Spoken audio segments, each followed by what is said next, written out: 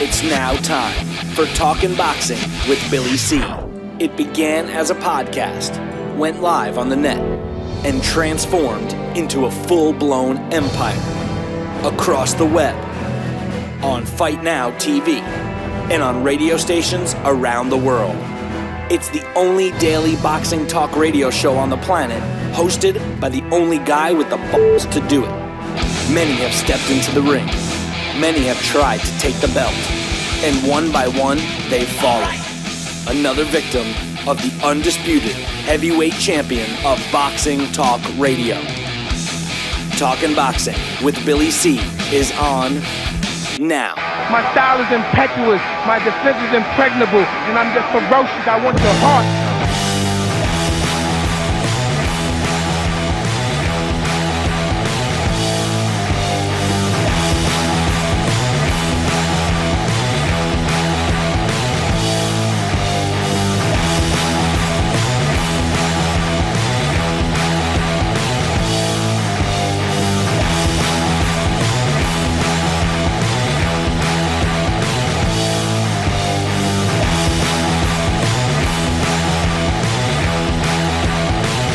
And we're coming to you live from the Billy C Studios in Lake George, New York. I'm Bill Caligiuri. It's time for Talking Boxing with Billy C. Good morning, good day, good evening, whenever you listen. Hope you're doing all right. We've got a busy show scheduled for you today. But first, today's show is being brought to you in part by, what do you think? RainDaily.com. That's what I think. RainDaily.com. If you're looking to get back to feeling from a 1 to 10, like a 9 or a 10, then check out www.raindaily.com. Today's show is also being brought to you in part by JKJ Boxing and their next boxing event, which is taking place on Saturday, February 27th in Syracuse, New York. Get yourself some tickets right now by visiting www.jkjboxing.com. And make sure you tell them Billy C sent you and demand the Billy C discount. Today's show is also being brought to you in part by the Normandy Gym and my man Danny Hawk. If you're a fighter and you want to get out of town and focus on your next fight, well then check out the Normandy Gym in Miami. It's real easy to get to the information page for Normandy Gym. I lost my train of thought. Just visit our website, www.billycboxing. That's what happens when you get old and you're freezing your ass off. Just visit the website, www.billycboxing.com, and click on the Danny Hawk column, which is on the right-hand side. And today's show is being brought to you in part by, you guessed it, I can't even get, I'm so cold, it's my book. Get a copy of the book. Yeah, Tom Mulliner from Bondage to Baddest Man on the Planet is available right now, where all books are sold, including Barnes & Noble, and you can get it online at barnesandnoble.com and amazon.com. Now, if you're looking to get a signed copy, visit our website, www.billycboxing.com, and check out the book club section and follow the directions in there. Now, we got the poll question up on billycboxing.com. Who's going to win, Keith Thurman or Sean Porter? And just before I went on air, maybe about 5 minutes before I went on air, 50-50. It's evened up, man. Remember, last week Sean Porter was ahead. So who do you think's going to win? Just check it out, www.billycboxing.com, and pick your fighter. Who do you think? Yeah, whatever. It's one of those days, man. I got some emails to read. Big news. Big news. It happened, man. Anthony Joshua against Charles Martin. It's set April 9th. I'm going to get to that a little bit later. We got fight results. I got some updates on Juan Manuel Marquez. He's as pathetic as Floyd is these days. And my man Coach forwarded me some information about where Floyd is right now that I didn't see anywhere else. And it's kind of funny how all his cronies kind of try to shovel that under the carpet. I'll get to that a little bit later. Like I said, the fight results. We've got some other news. We may even open up the phone lines to get your thoughts on the Joshua Martin fight a little bit later. But let's get the show on the road with some emails. First one is from my man Joel. He says, hey, Billy C, what's your thoughts on the April UK fight between Anthony Joshua and Charles Martin? Were you surprised it was actually made? do you see this fight being tougher or easier than when AJ fought Dylan White in December? I'm going to talk about this fight. I was surprised that it was made? Not really. Not really. You know, I see a trend with the Al Haymon fighters, and I don't know if it's in panic mode or what for Al and the PBC and everything surrounding his boxing empire. And I think that this fight was one of those steps in the right direction. First and foremost, Anthony Joshua is a draw in the UK. He was looking for an opponent for the April 9th event. He was the main event of that event. I said event 3 times in one sentence. And I think that as long as Martin came in affordable, hey, it was going to be made. Now, what was the other options for Martin? Martin's in a win-win situation, really. And kind of so is Anthony Joshua, except I think the pressure is actually on Anthony Joshua. Charles Martin, if he wins the fight, his value is going to skyrocket. If he loses the fight, there could be a lot of things. I mean, you never know. If he gets knocked out, he's just, he's going to say, hey, I wasn't ready, whatever. Whatever. But if it's a close fight, he could cry foul. The other issue is it's on someone else's dime. Everybody's saying, oh, Al Haymon this, Al Haymon that. Well, Al Haymon's not losing any money. As a matter of fact, with fights like this, he's making money. He's getting his cut from Charles Martin. So, I thought it was going to be made, and I'm not shocked. Do I see this fight being tougher or easier for AJ than the Dylan White? I think it's going to be tougher. And the reason why is because Charles Martin is an unknown commodity for all of us, not just for AJ, but for all of us. So I think it's going to be a tougher fight. Charles Martin's got power. The big weakness of Anthony Joshua is his chin. I mean, he's been Dylan White rocked him in that fight in December and dropped him in their amateur fight.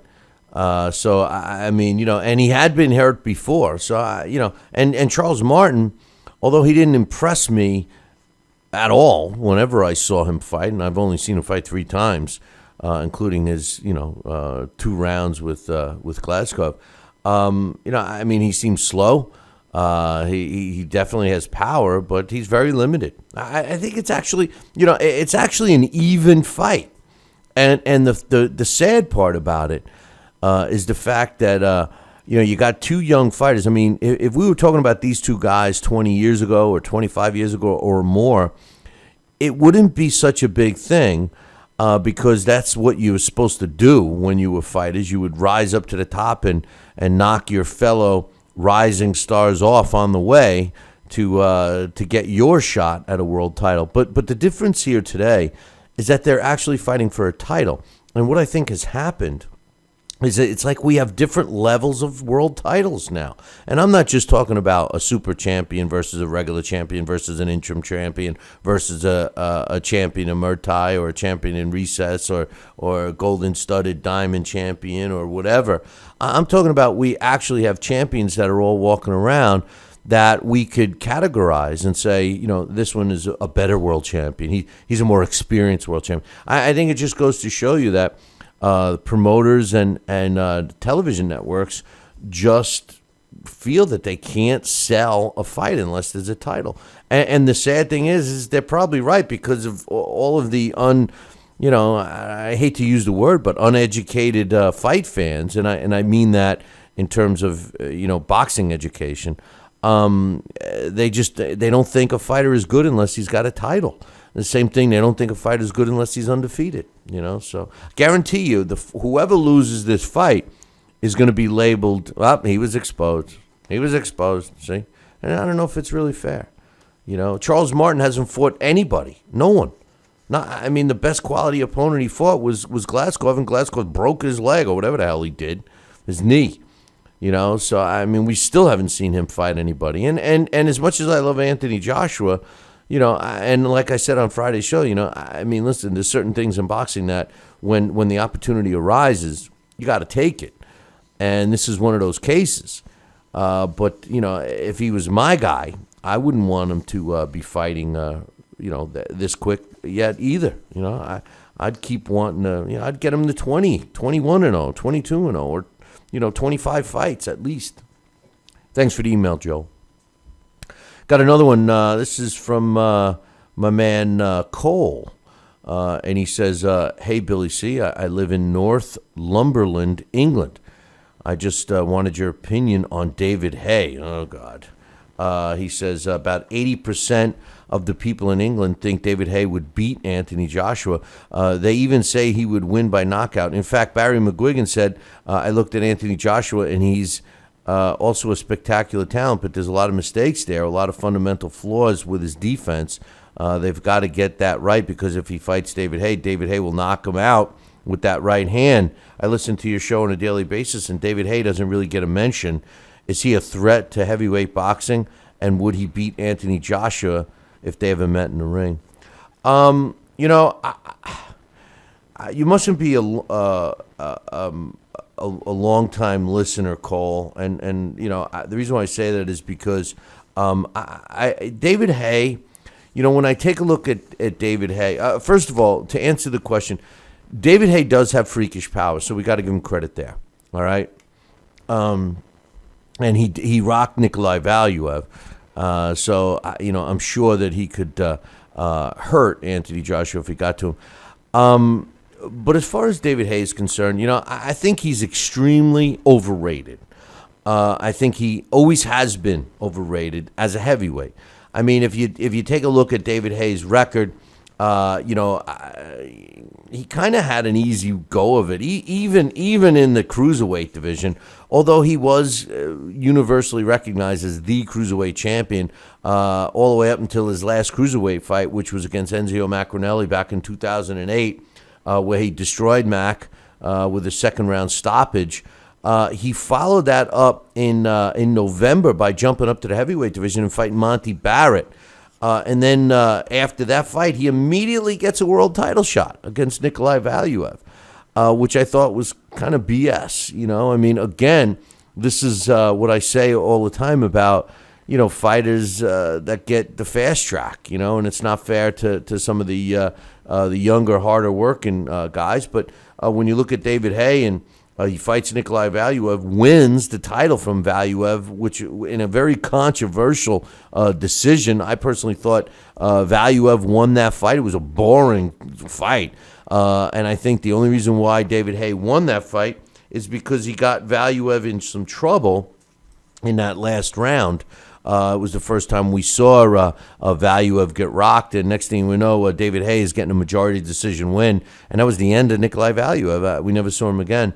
John Ruiz was his next heavyweight fight, and John Ruiz, although had been in tough fights, he was long done, and that fight got stopped in the 9th round. He follows that against Audley Harrison in a fight that we all know was a fixed fight. I mean, you can see the replays when it's like they're getting ready for the stoppage. He fights Vladimir Klitschko in one of the biggest joke fights I've ever seen. And the reason why I say it was a joke fight is because all we heard was bullshit out of David Haye's mouth. Why he chased Vladimir around everywhere. Every time Vladimir popped up, there was David Haye. It was almost like Shannon Briggs is. Shannon Briggs actually, I think, was actually copying David Haye, and he does nothing. He doesn't even try to fight. I mean, he was like the biggest, need I say, pussy, because that's what he was. He fought, he was scared to death, and then he has the balls to stick his toe up on the podium and say he hurt his little toe. I hurt my widow toe, my pinky toe, and then people are like, sticking up for him. Oh, well, you should try to keep your balance without your pinky toe. It's like, give me a break, And then after that, he fights Derek Chisora. Derek Chisora, although he gets a lot of recognition, I mean, he's nothing more than a glorified club fighter. I mean, come on. And he stops him, And then he fights 4 years later, recently, against Mark DeMore, who wasn't even a fighter. I mean, they're trying to build him up as a power puncher. Bottom line, 8 years as a heavyweight, fought 4 times, once in '08, once in '09, twice was his busy year in 2010, once in '11, once in '12, and once in '16. He's currently ranked at number 48 in the world by the computer. He's 35 years old, 6'3". We don't even have him ranked. Does he deserve a shot at Anthony Joshua? I don't think so. I know he's fighting again, but I don't think he deserves a shot. Hey, listen, if Anthony Joshua wins the fight against Charles Martin, I guarantee you that David Haye is going to want that fight, and he's probably going to get it. So, listen, no disrespect to you, Cole, but David Haye shouldn't be coming out of anybody's lips. I mean, the bottom line is he's a typical guy that shoots off his mouth and somehow gets the opportunities and then always cries. Listen, if you're going to talk shit, you got to back it up. You got to back it up. At least try to back it up. David Haye has never done that, in my opinion. The one, the only, Don King. Makes me feel good, Billy, to have you, the #1 show in the country, talking boxing with Billy. So I invite each and every American that's listening to this great show to tune in, because we want you to be there with Billy and me. Hey, fight fans, check out KOFantasyBoxing.com. KO Fantasy Boxing is boxing's only trademarked fantasy game. Check it out, www.KOFantasyBoxing.com. Select your own gym, your own fighters, track them through a season that can last from 3 months to a year, depending upon which league you join. You got to check this out, man. www.KOFantasyBoxing.com. Join it today. Again, www.KOFantasyBoxing.com, and tell them Billy C sent ya. The undisputed heavyweight champion of Boxing Talk Radio with no worthy contenders. It's Talking Boxing with Billy C. Check out BillyCBoxing.com now, or feel the wrath of the mighty mustache. Oh, that hurts. Why are you doing that to my face? I hate you. That's BillyCBoxing.com. Consider this your warning. As a young boy, all Billy C dreamed about was one day having his own catchphrase. And we're back. And we're back. One boy, one dream, one day, everyone will say. And we're back. And we're back. And we're back. And we're back. And we're back. And we're back. Catchphrase coming soon to a theater near you.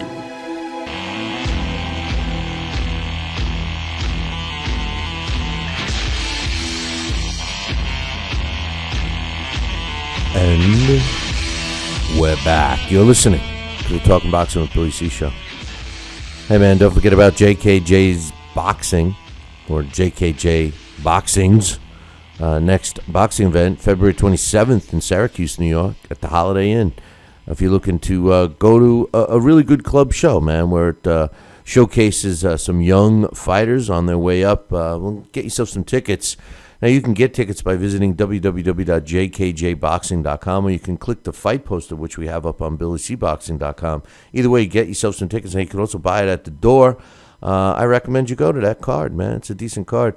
And also, don't forget about Rain Daily. You know, a lot of people complain, it sucks getting old, I feel terrible and all that. Well, check out www.raindaily.com. Find out why they're putting their money where their mouth is with this product. So, and then let me know. Let me know what you think. I got another email here, and that's right, this is the last one. This is from Raheem. He says, hey, Billy C., my dad and I want to know if you ever come to Chicago for fights. Yeah, I do. I love Chicago. As a matter of fact, I've actually called a couple of fights from Chicago at the Cicero Stadium. I think that's what they call it. He says, we live in Chi-Town and hope one day you make it here. I've been there. He says, that way you can meet our family. Chicago's got great boxing matches and events, but fights always break out amongst the public, usually because of gangs and conflicts. But hey, You get to see fights in the ring and in the stand, so it works out. Yeah, I know. So, you know what it has to do with? Maybe a couple of too many beers, too. He says, my question today is, what's going to happen to the BBC? Is it going to go bankrupt? I love the PBC, but maybe they need to get more involved in the way that ESPN Friday Night Fights was able to function and be profitable for all the years it functioned. And use Showtime examples of bringing big stars like Mayweather did with Showtime to bring the best fights to the masses. I'm going to comment as I go. You got a couple of issues here. You know, the truth of the matter is, Raheem, that ESPN was not making a lot of money on Friday Night Fights. They were actually losing money, and that's why they were so receptive to Al Heyman, paying them for that time slot now. And as far as, bringing big stars like Mayweather did with Showtime, Mayweather was a star before he went to Showtime. He was actually, on HBO, where his stardom came, he jumped ship and went to Showtime, similar to the way Mike Tyson did so.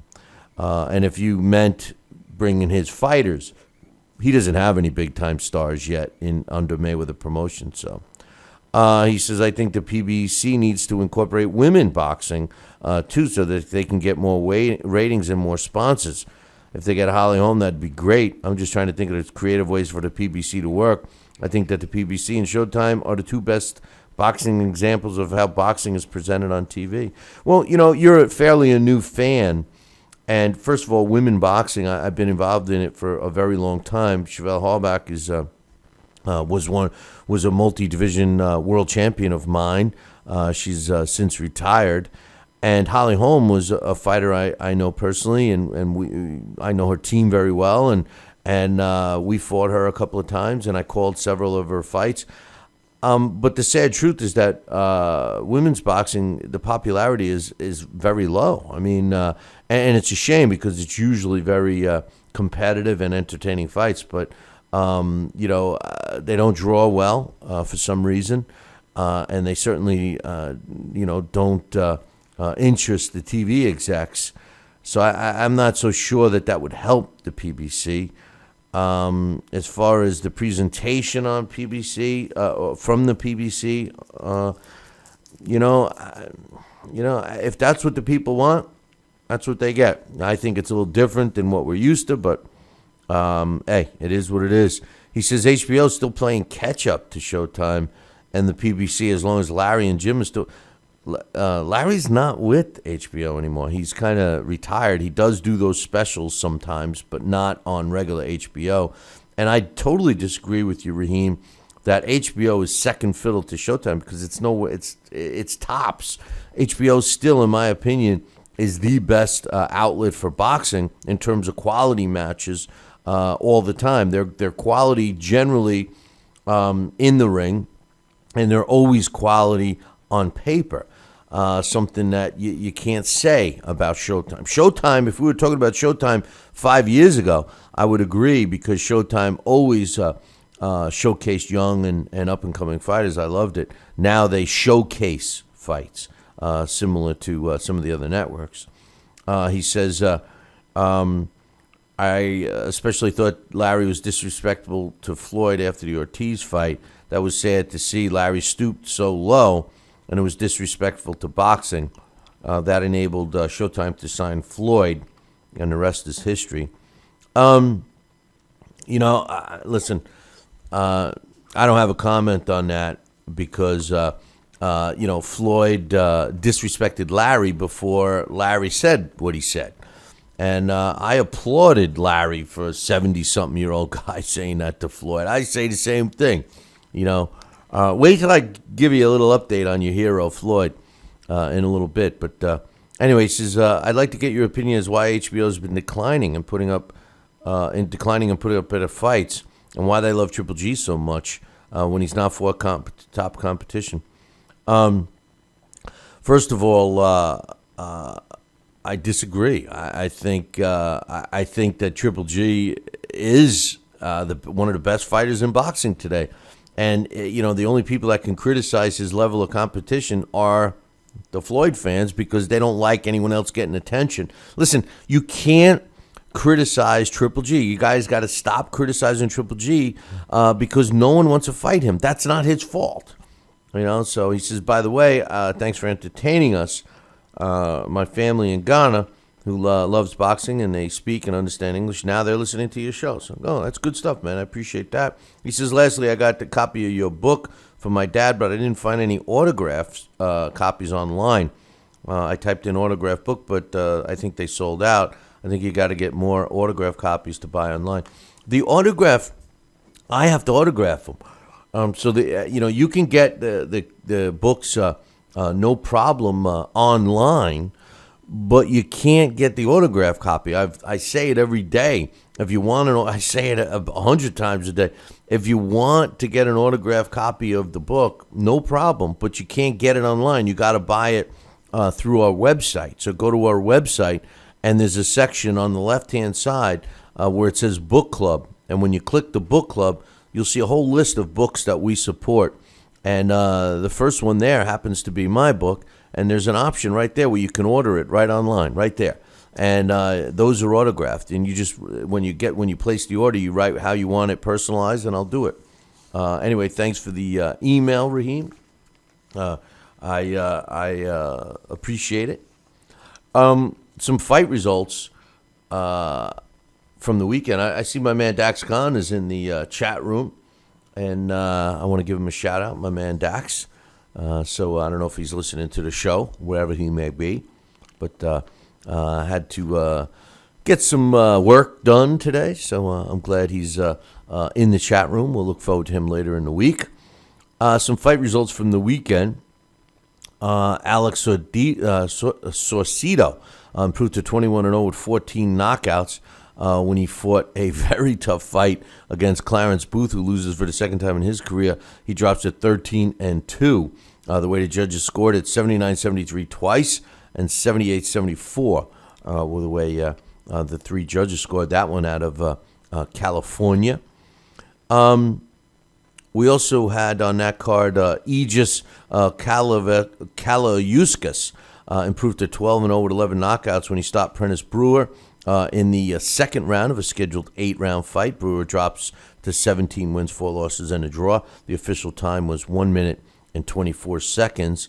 In the welterweight division, Andy Vences improved to 15-0 with 8 knockouts when he won an 8-round decision over Yardel Suarez, who loses only for the second time in his career. He drops to 14-2, 80-72 the way all three judges scored that one.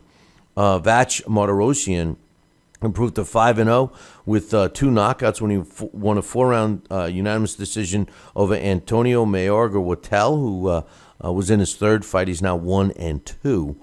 39-36 with the way all three judges scored that one.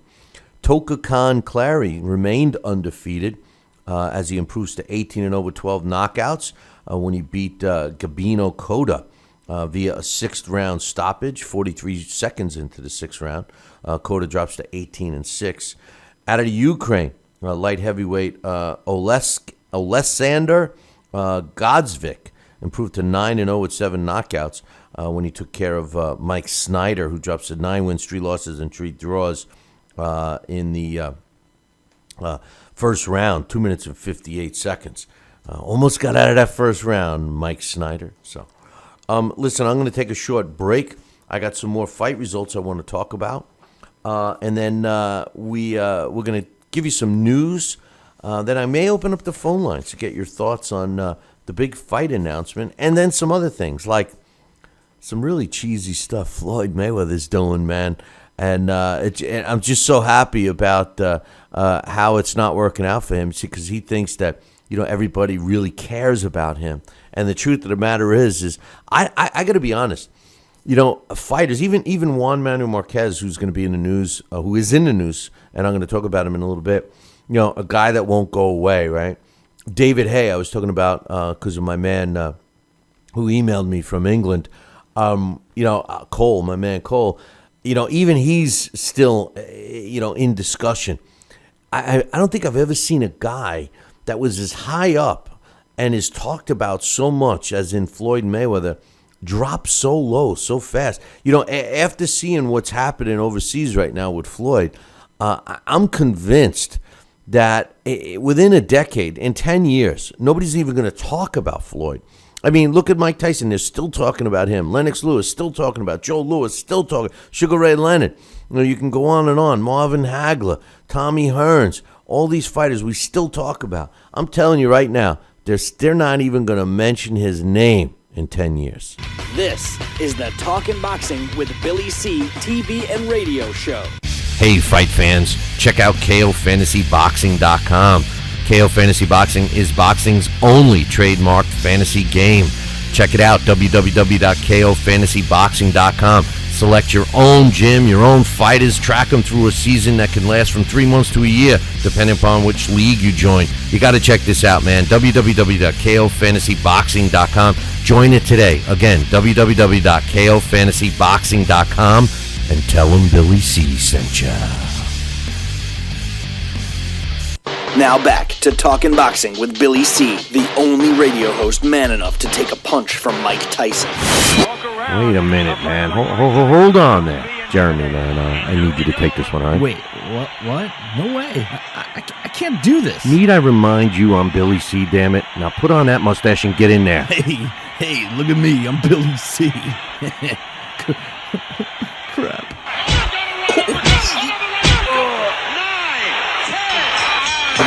The undisputed heavyweight champion of Boxing Talk Radio. It's Talkin' Boxing with Billy C. Test 1 2. Test 1 2. My fellow Americans, good evening. Welcome back to Talkin' Boxing with Billy C. It's great to be here discussing the sweet science with everybody. I love boxing. And we're back. You're listening to the Talkin' Boxing with Billy C show as we abruptly lost the sound system. Imagine that. And glad you could join us. Don't forget about JKJ Boxing and their next boxing event, which is taking place on February 27th in Syracuse, New York. So make sure you get yourself some tickets for that. And you can get tickets very easily by visiting www.jkjboxing.com. And just make sure you tell them Billy C sent you and demand the Billy C discount. We got some fight results we're going to continue talking about. Fernando Carcamo improved to 21-6 with 16 knockouts when he scored a second-round knockout over. I'm checking out pictures of my man Dax Khan on the in the chat room. He's had a procedure done. It's not looking too great over there for my man Dax. It looks. I don't know. Maybe he could start a new style with what he's got. But anyway, Carcamo improved to 21-6 with 16 knockouts when he took care of Daniel Echeverria, where he scored a second-round knockout, 1 minute and 5 seconds of the second round. Echeverria drops to 19-2. Julio Bezarra improved to 13 wins, no losses, and a draw when he and Edison Ramirez fought to a 10-round draw. Ramirez goes to 13-2-1. The way the judges scored it, two of them had it 94-94. One had it 96-96. Actually, one had it. I'm not understanding the scores. I think the way it went was one had it 94-96 one way, one had it 94-96 the other way, and the third judge, of course, had it even at 96-96, which doesn't add up, but anyway, it was a majority draw. David Sanchez improves to 30 wins, 3 losses, and a couple of draws when he had a really tough fight than he was expecting against Eliezer Valenzuela in winning an 8-round split decision. Venezuela drops to 12 wins, 4 losses, and a couple of draws. The way the judges scored that one, 77-76 one way, 74-78 the other way, and 75-77 the other way, giving Sanchez the win. And in the junior flyweight division, Gilberto Parra improved to 21-3 with 18 knockouts when he won a 8-round decision over Esteban Bermudez, who drops to 11-2, 77-75 and 78-74 and 78-77. Man, these scores seem to be all over the place with some of these scorecards this weekend, huh? I mean, I don't know if my notes are wrong or if these guys can't add anymore. In case you were wondering what the Microsoft login sounds like, well, we just gave you a taste thanks to my sound system that shit the bed. But as you can hear, it's working again.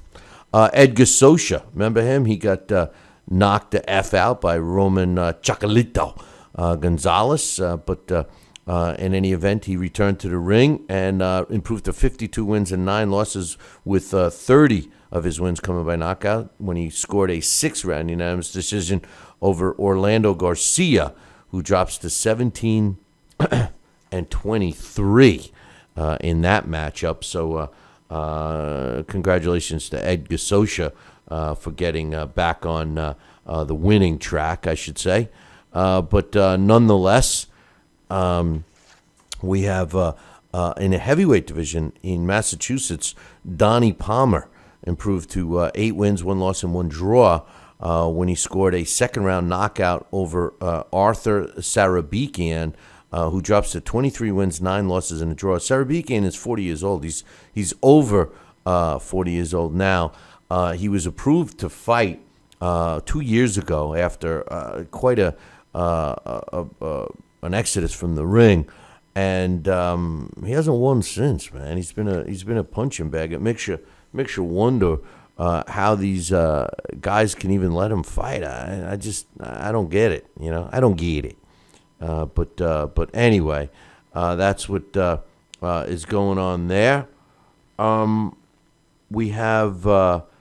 I'm trying to see. We got the Anthony Joshua Charles Martin fight. Was announced, and it's taking place April 9th in London. I think it's going to be a really good fight. Anthony Joshua was 15-0 with 15 knockouts. He won the gold medal in 2012 for Britain. He's only boxed 32 pro rounds. He had this to say. He says, fighting for the heavyweight world title has been a dream of mine since I turned professional. I feel privileged to have the opportunity to turn that dream into a reality. Not only that, but having a chance to fight for it in my own hometown and live on Sky Sports is unbelievably exciting. Charles Martin's a great fighter and a hungry competitor, so I'm going to have to produce the performance of my career to claim that belt. Charles Martin, he says, I told my team I wanted the best challenger possible for my first defense, and Anthony Joshua's name kept coming up.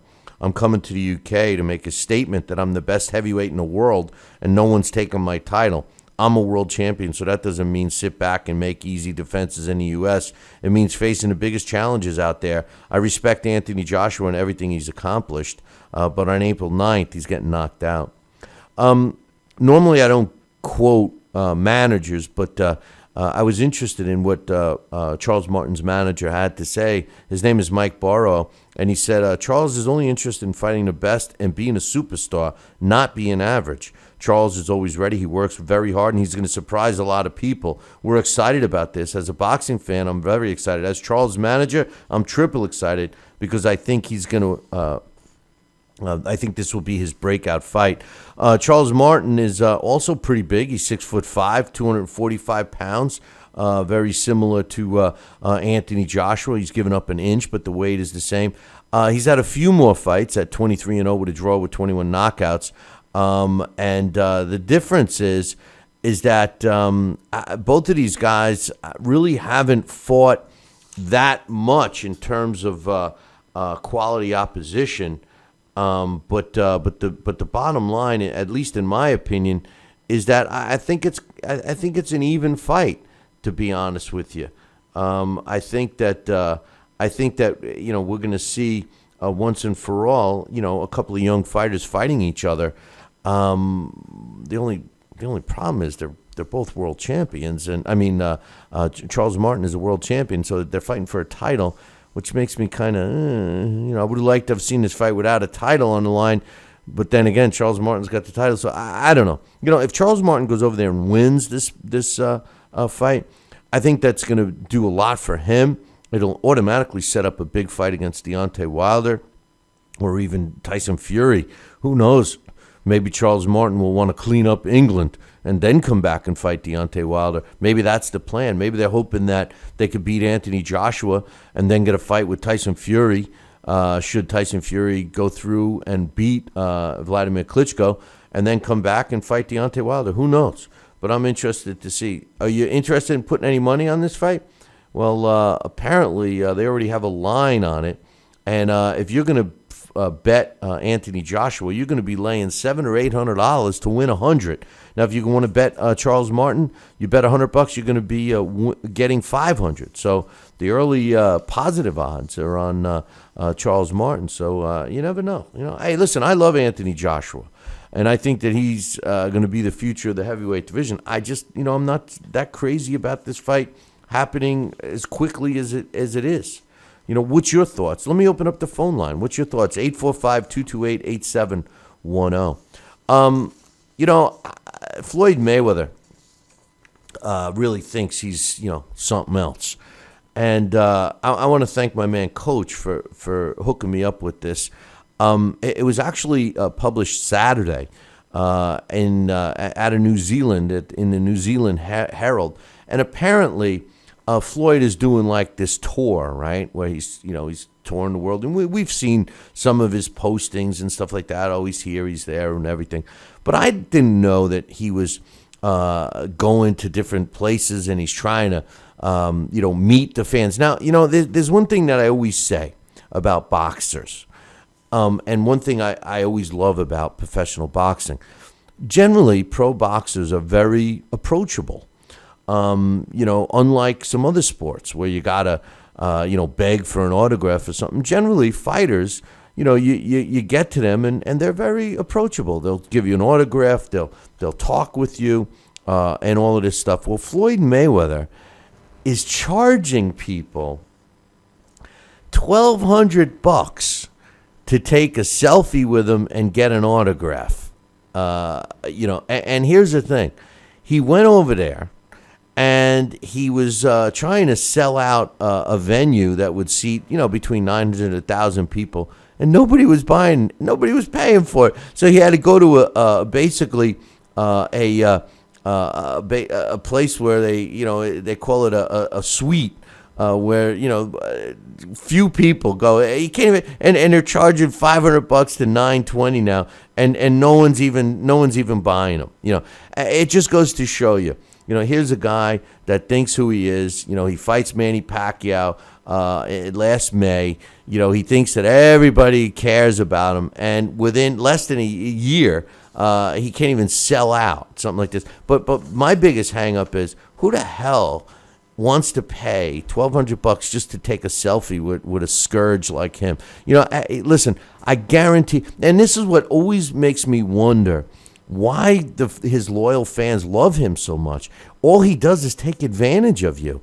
He charges you outrageous prices for pitiful performances. I mean, this is what it's about. Yes, his nickname is Money. I know. He's making money, more money, man. Well, the whole thing is that nobody's going to pay it.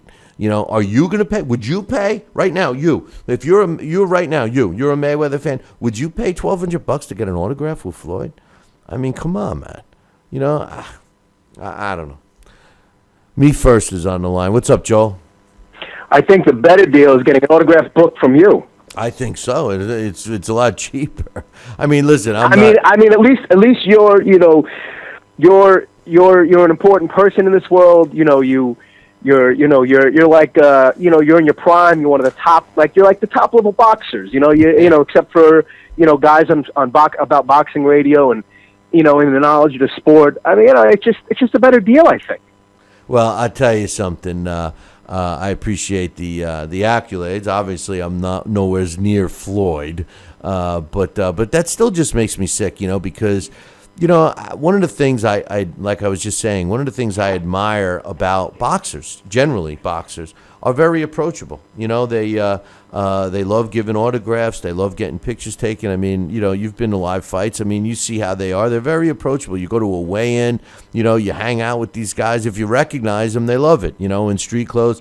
And here's Floyd walking around. He wants you to pay to get his order. I mean, that's terrible. I mean, people criticize baseball players and football players for when they try to do that. $1,200 to take a selfie with the guy? Come on, man. I wouldn't. Listen, he'd have to pay me to get a picture with him. I have no interest in it, but that's me.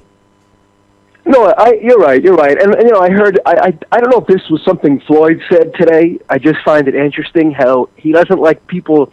It's like somebody. I've met people in life like this. Some people who get very territorial, even though it's not something they own, or they like to say it's theirs, but it's not. So I think someone asked him about Con and Canelo on May 7th, and he said, he said if I could call my boy, Mr. Garcia, talking about Danny Garcia, and how he could make that for his 50th fight, that they're both undefeated champions and so forth. And I just think something like that is silly. I think.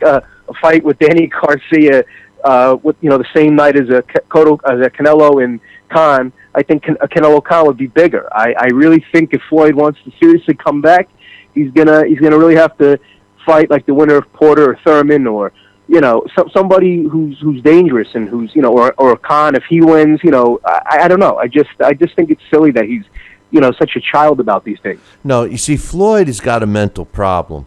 He has to be the center of attention, so anytime somebody, that's why he gets so pissed off when people start giving anyone else, especially Triple G, but anyone else, accolades and start talking about other people other than him. So what's going to happen is the more he gets distant in the conversation, the more he'll come back. I wouldn't be surprised if after he loses, because what's going to happen is he's going to see right now he beat the system.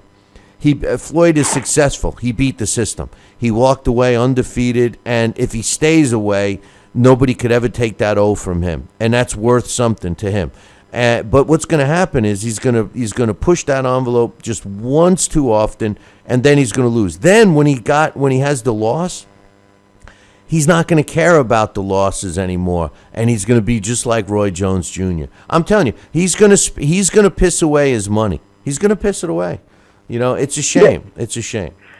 No, I agree. I hate to say, but I wouldn't be surprised if 4 or 5 years from now we're talking about a Mayweather who's got a couple losses on his record, far removed from his prime self, and still trying to make money because he spent it. And it's very sad. I think a lot of these boxers, most of them come from poor backgrounds, and the first big paycheck they get, it's like a drug. They need more and more and more. And when I think we were talking about this last week, when you're not, like with Floyd Jones on Friday, when that money's not coming in anymore, it's a problem. You can't get off that addiction. You have to find a way to keep making that money, even though.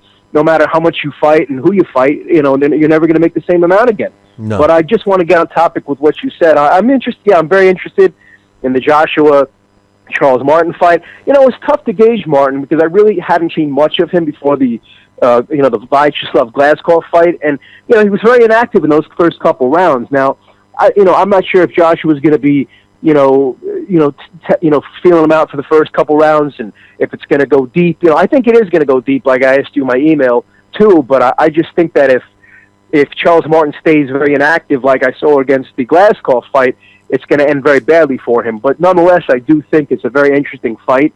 And some critics yesterday was saying how Eddie Hearn's really making a mistake by cashing in his golden goose right now, because I guess aside from I'm trying to think anybody else, I think Joshua's his biggest the biggest guy in his promotional stable. So it's a big gamble, because I feel like if he loses, there goes that aura of the Anthony Joshua, the guy that the Olympic gold medalist, and to move him forward. And if he loses, I still think he's going to win. I hope he wins, but I think it's a big gamble. Do you think that was a gamble that was smart on Eddie Hearn's part to put him in with a champion, even though Martin is the least deserving champion? Well, first of all, why again? Here we are. Like you've been subliminally brainwashed with the O. And you made the statements yourself just now. Oh, it's a shame the risk the O, blah, blah. What do you mean? Listen, the fight is there. I said on Friday that sometimes there's some unwritten rules, in my opinion, that you just can't pass up. That's one of them. You get a shot at a world title, some big money. You can't pass it up. If he loses the fight, if Anthony Joshua loses the fight, you really think that that's going to ruin his career? I don't. I think you could chalk it up as, hey, guess what? I went too soon, and you climb back up on the ladder. Him and Dylan White, all of a sudden they both have one loss each. Maybe that's another big fight. David Haye, there people are talking about him trying to fight. He's got a lot of options. I think Anthony Joshua has a lot of options, and to have a belt is to take that risk. I think the risk is worth the reward. And Charles Martin is an unproven commodity too. They both have a lot to prove, And listen, Charles Martin, he hasn't impressed me much at all, but he does have pop. And if he connects with Anthony Joshua, Anthony Joshua's chin has been suspect. So we'll see what happens. I love the fight. I just hope, I heard, which would be good for us, hopefully you too, you or me, because, I know you have DirecTV, I have Optimum, whatever. But point of the story is I heard that there may be talk that it might be, well, actually, no, I did hear this, that they're talking about it being live on Showtime that night in America. So that would be great, to get that fight on American TV. If I was thinking, when they first said something about American TV, it was beIN Sport or Showtime. I mean, that's encouraging because, these big European fights, it's a shame. I've said this before. I get depressed sometimes when, you have to fish around on the internet for a stream. I wish it would be on TV, but there's no, boxing on TV is, they make a big deal when they have an HBO fight. But, that's how small it is. These networks don't seem to have much interest in showing anything, from Europe. And sometimes those are the best fights. Well, consider this. I was really analyzing the fact that this fight was signed, sealed, and delivered. And, knowing that Charles Martin is with Al Heyman and, knowing that he could get Showtime to pick that up and knowing that the fight is going to be in England and we'll probably see it live here around 5 or 6 p.m., you know what else is going on that night, right? The Pacquiao fight. The Pacquiao fight. Oh, yeah, but I'm not. That's true. So here's what I'm thinking is going to happen. Between now and another couple of weeks, Showtime is going to get another big fight that they're going to put on. And what they're going to do... On that undercard or separate? No, separate. That'll take place in the U.S. So they're going to have a Showtime night where they'll kick off some broadcasts, a free broadcast on Showtime. They're going to kick off the Anthony Joshua-Charles Martin fight live from the UK, maybe 4 or 5 p.m., and then because HBO did it with Klitschko before, Klitschko and Fury, and then all of a sudden put their fight on and entice boxing fans to not pay for the Pacquiao Bradley 3 fight. That's what I think is the underlying plan here. I don't think it was all about Charles Martin. I think it was a little deeper than that. So keep your eyes peeled for a major fight to be announced on Showtime over the next couple of weeks. And just to mention one other thing about Pacquiao Bradley 3, if Manny Pacquiao beats Timothy Bradley convincingly in the 3rd fight, I'm telling you right now that Floyd Mayweather is going to fight Manny Pacquiao again. I've said it since day one. You mean you don't think we're going to see Andre Berto too? I'm making a joke. No, but I do think we are going to see Pacquiao Mayweather too. And this is where I think that it could be dangerous for Floyd because Floyd feels that he could beat Manny Pacquiao very easily at any time. And if Manny Pacquiao was truly, not 100%, which, he says he wasn't, it could be a different fight. Who knows? Last thing I just want to ask you, and I agree. I totally agree. You said that, right after the first fight or back in June or July, but I 100% agree with you on that. Just want to ask you about Joshua Martin. Do you think they took that fight? Do you think Eddie Hearn and company took that fight because it was the best money offer, or they thought that was the best direction for Anthony Joshua? What do you think was the ultimate decision with that? Well, remember something. Eddie Hearn is paying for this. He's the promoter. They're not paying Eddie Hearn to fight him. It's the other way around. I think Charles Martin took the affordable number that Eddie Hearn was ready to pay to bring a major name in there. And I think they've said to themselves, hey, we got a major name. It's a world title. It's like you referred to him as our golden goose, Anthony Joshua. Let's do it. So I think everything aligned, and they're going to do it. Charles Martin's team, they're looking at it like, hey, we beat Anthony Joshua, we're in. There's going to be no doubt about us. I think it's win-win for both fighters. I really do. And either fighter that loses, it's not a big deal. It's not. I wonder when what, because you have a good 8-ball. When's your thought about when Klitschko Fury 2 happens? You think the end of this year, like the first fight, like in the fall maybe, or the summer? What would you have to guess if you had to guess that? I think that fight has to happen sooner than later, and if they can't come to terms, I don't know. I mean, Tyson Fury can't just be hanging around not fighting, and the longer time goes, the worse it's going to be for Klitschko. Father Time is not forgivable. He's a vicious SOB. So I'm thinking that fight's going to happen sooner than later. Probably by July. I would hope. Because I hope if he can't do it, then because I feel like Fury's the kind of guy, he's gonna go after the big fights. I definitely see that in him. I feel like if him and his team thinks Klitschko is not the guy, they'll go for Wilder. They'll want something big. Who knows if Wilder will want that? But I just feel like he won't take on a tune-up. He'll want a big fight, and if he has to come to Brooklyn or whatever, that's what I think will happen. Well, he's also said that he would, remember, this is a guy that had nothing. He had nothing in terms of money. HBO Real Sports, by the way, did a segment on him last month. I really recommend. You can actually find it on YouTube.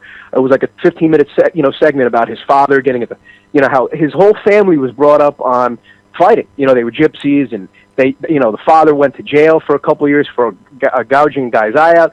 I mean, I don't want to get off topic, but I do want you to check that out. Maybe I'll send you that video. Very interesting segment. Yeah. I heard about it. I haven't watched it yet, so yeah, send me the link. But he's also said many times that he could walk away. He's got enough money now for forever, and he's right. So I think he's kind of everybody thinks. You see, Klitschko has been in the driver's seat so long that I think he's not giving Tyson Fury the benefit of the doubt that actually right now Tyson Fury's in the driver's seat. So. I think Klitschko's going to have to, swallow some crow or whatever, eat some crow, and if he wants the rematch. Otherwise, I wouldn't be surprised if Tyson Fury retires undefeated, or says screw you to Vladimir Klitschko, and you're right, maybe comes over here and fights Deontay Wilder for a big payday. Who knows? No, I agree. All right, buddy. Look, I'll let you go because I know you probably have to take a commercial. But thanks for talking. I'll definitely call in Friday if I have anything else to say. And have a good rest of your show and good rest of the week. All right, buddy? Sounds good, man. Thanks. Take care. Thank you. Bye. Yeah, I think that the heavyweight division is definitely got some excitement going on, and I'm definitely excited for this Charles Martin and Anthony Joshua fight. There's no doubt about that. Phone line is open, 845-228-8710. I'm not going to take a break because I don't want to screw up our sound system. As a matter of fact, we're probably this week is a little crazy. As a matter of fact, we're not doing a live show tomorrow, so we won't be back until Wednesday with our Blast from the Past, which this week is on an interesting cat, Pete Sanstall. Alex and I will be talking about Pete Sanstall, a former world title challenger. He was also a manager and a promoter. Quite an interesting character. So Pete Sanstall will be our Blast from the Past on Wednesday. And, we'll have Larry Hazard on Wednesday. As you know, Dax Khan is under the weather. I think. We got somebody on the line right now. What's your name? Where you calling from? Hello. Goodbye. I thought maybe what are you gonna do? People get nervous when you answer. They get scared. But anyway, we'll see what happens. But are you there now? No. So we won't worry about that. But anyway, phone line is open 845-228-8710. 845-228-8710. If you have any questions, comments, concerns, we will not be taking a break.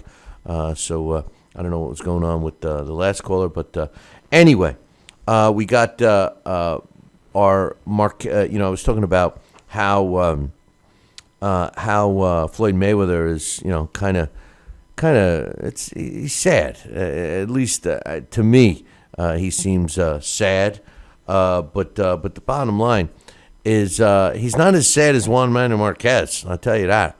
Juan Manuel Marquez is trying to stay in topic. He's trying to stay as to be part of the conversation, to be any topic that he can be brought into.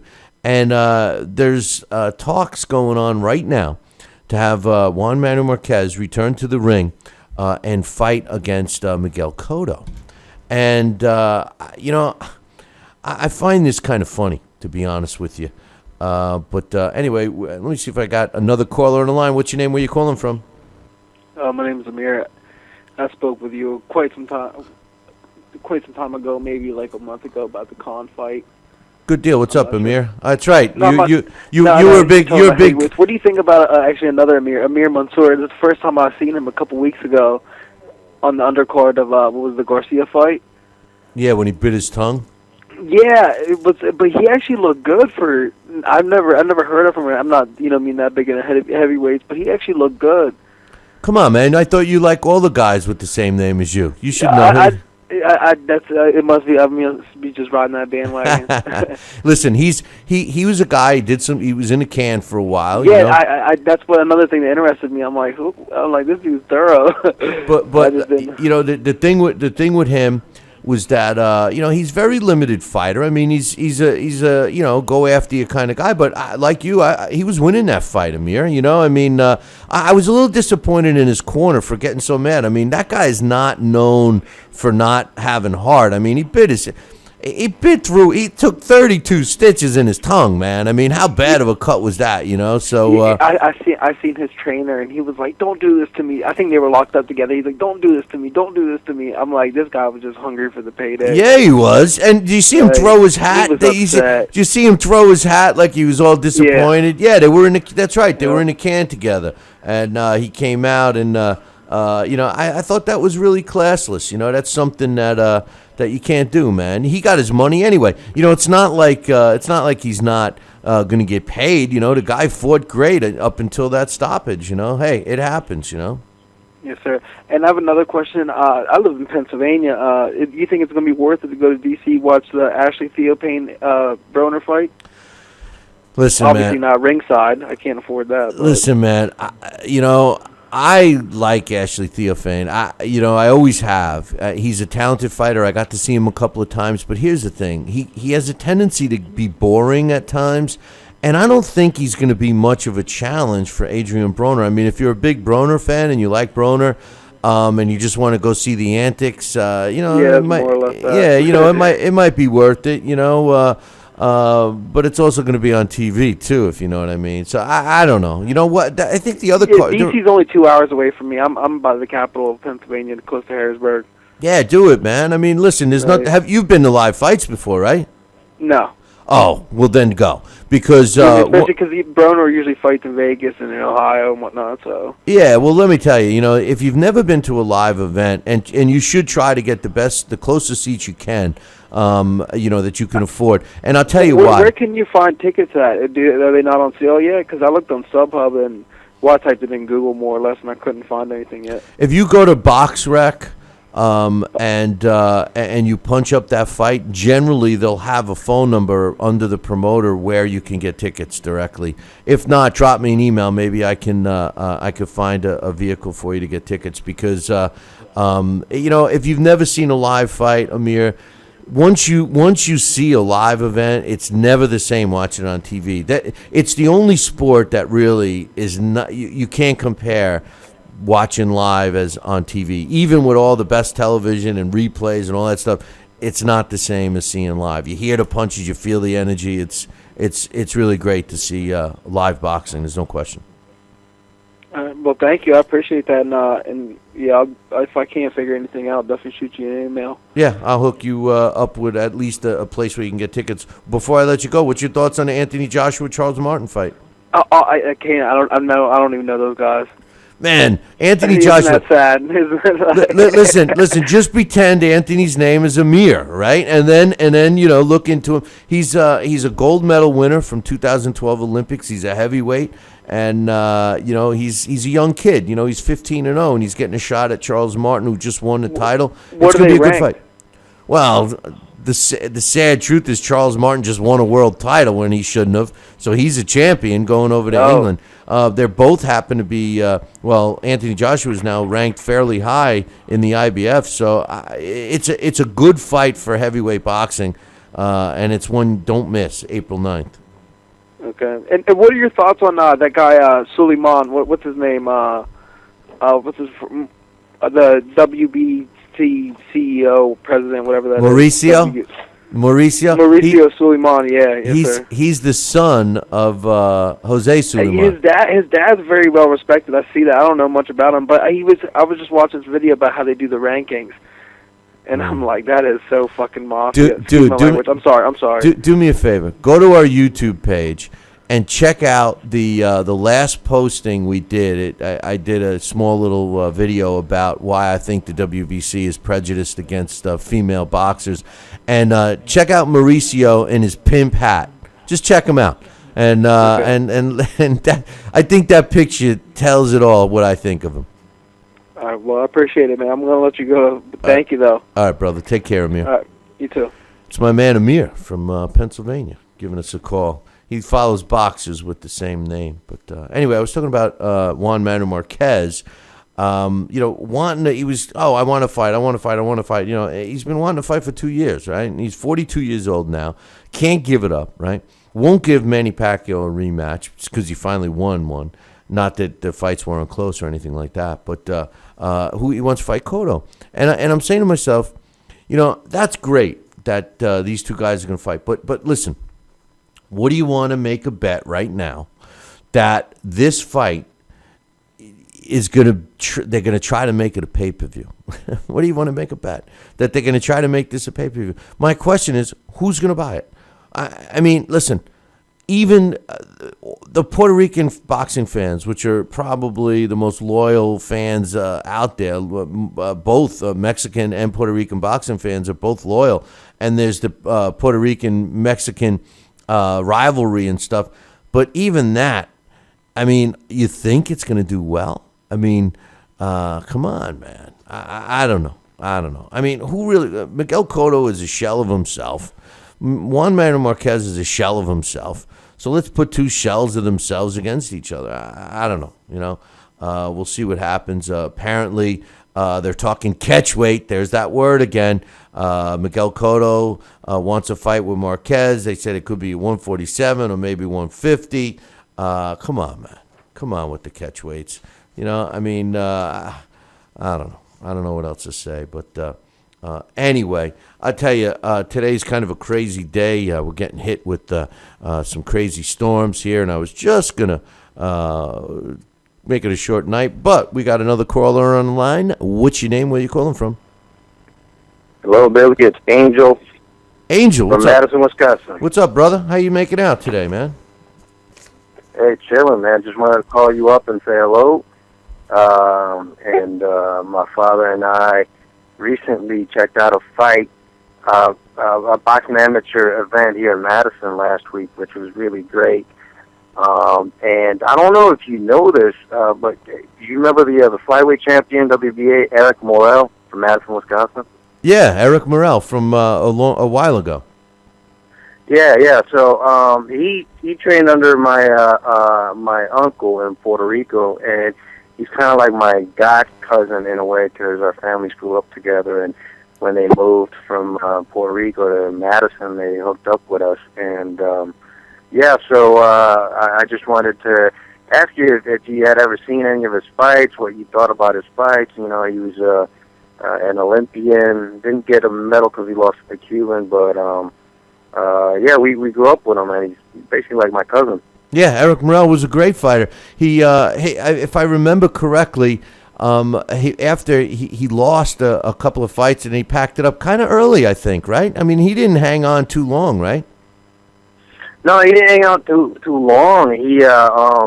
He lost his first fight actually in Puerto Rico, and he fought I think it was a Venezuelan, and he was just it was just one of those fights where he just wasn't in it. And he lost his championship, and then he tried to regain it again a few years later. It just didn't work out, so it was just one of those things, where sometimes, you go in as a champion and you just have an off night. It was just a really bad off night for him. You know what else happens too, Angel? They work so hard to be, and it's not just him, but anybody. They work so hard to become a champion.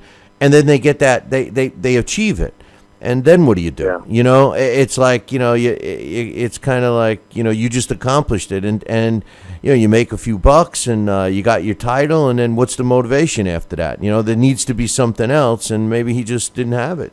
But I liked what I saw. He was on television here in the States a few times, Eric Morell, and I think he did try to make a comeback, didn't he? Yeah, he made a comeback, and he did. He had some hand issues, hand problems, where he just had some later on in his career. You got to keep in mind he fought over 130 some amateur fights, and he's in boxing since he was 8. So it's kind of like these football players who have been playing football ever since they were in Pee Wee, and the body just kind of wears on you. It's kind of like the Prince Nassim example, where he lost his punching power due to, his hands just breaking down, and so that's basically what happened to my cousin. And he just, he hung him up, and he's still involved in boxing. He wants to get involved in training fighters and giving them advice, and so he's going that route. And I think he'll be a great trainer, and you'll be hearing from him. And if you ever want an autograph or anything like that from him, I can get that definitely for you. Sure, that's what boxing needs. It needs more guys that were in the sport to stay in the sport, to train young people, and because that's what we're missing. You got a lot of these rah-rah guys that never stepped in the ring. They never fought. A guy like Eric Morell would be a much better teacher than some of these rah-rah guys, that's for sure. Hey, I was just talking about Juan Manuel Marquez against Miguel Cotto. I mean, what's your thoughts? You think Miguel Cotto is pushing the envelope? Both of these guys, you think they're pushing the envelope? You think it's a sellable fight? I think they both have pushed it for like the past couple of fights, but I think Cotto's got that deal with Rock Nation, so he has to fight, and I think they're at the point now where I think, like my dad was saying after the fight with Canelo, and he actually talked to you about this when you interviewed him. He actually said he should fight Canelo and then retire. I think he should have just hung him up and train with Marquez, but I think they're just they're two prize fighters that they know they're going to make money, and so they're past that making history, or what else can they do but just make money? And they're getting to the point now where if they fight any of the big names like a Canelo or Triple G, they can't do it. So they're meant for each other right now because they're in that same sort of stage in their careers, and so I think they're just doing it for the money. And the fight's going to sell. They're going to make a lot of money. Puerto Rico versus Mexico, it's always a big fight, and I just want to know what will happen after the fight, whoever wins or loses, if they're still going to hang on or not. But I just worry about Cotto more so because of the pounding that he's taken, and it's just as healthy. You might end up like Gomez. Well, first of all, any contract. If you retire, that's the end of the contract. You can't force somebody to fight if they want to retire. So I think I think greed is in there a little bit for both of these guys. They both want to make some money. And I don't know if I agree with you about if it's a pay-per-view. I don't know if people are going to pay for that fight. That's number one. Number two, Juan Manuel Marquez is in a position to hurt himself. I mean, he's been out for a little bit. He hasn't looked that great in his last few fights. He's fighting way above what he used to perform at. But Miguel Cotto, the deal that he signed with Rock Nation, is he's got part of that deal is they set him up with some kind of music business too. So that's where he's going to eventually go after boxing. He's got his promotional company, but he's into the music business somehow. So I think it's just he wants one more big payday just to ride off into the. I think it's payday, the ego, but I do see this fight as just I really do think it'll be a pay-per-view fight in the end. They might end up meeting. I don't know. Do you know when it's scheduled? Because usually Cotto likes to fight a big fight at the Garden when it's the Puerto Rican Day holiday. And that's always a money grabber there, too, especially if it's Mexico and Puerto Rico. I just can't see how it wouldn't be a pay-per-view fight, Yeah, well, it probably will be because of the way both of these guys are. They're like you said. But no, there's no date, and it's not even made official. They're negotiating now, and Juan Manuel Marquez had started training to just see if his body can respond because he's been out for almost 2 years now, a year and a half at least. So 2 years. So it's we'll see. I just it's the retreads, man, the recycling of these guys. It's just.